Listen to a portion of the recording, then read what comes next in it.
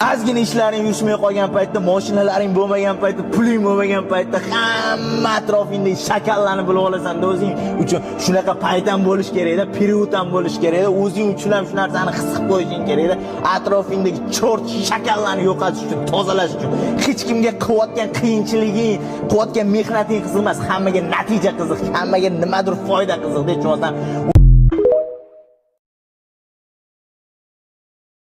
Meni tark etganlarning barchasiga bir gapim bor.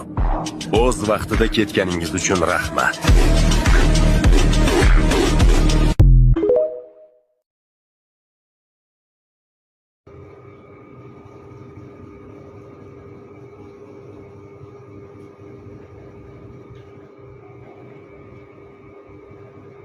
Allahu akbar, Allahu akbar. Vallahi ya. Allahu akbar.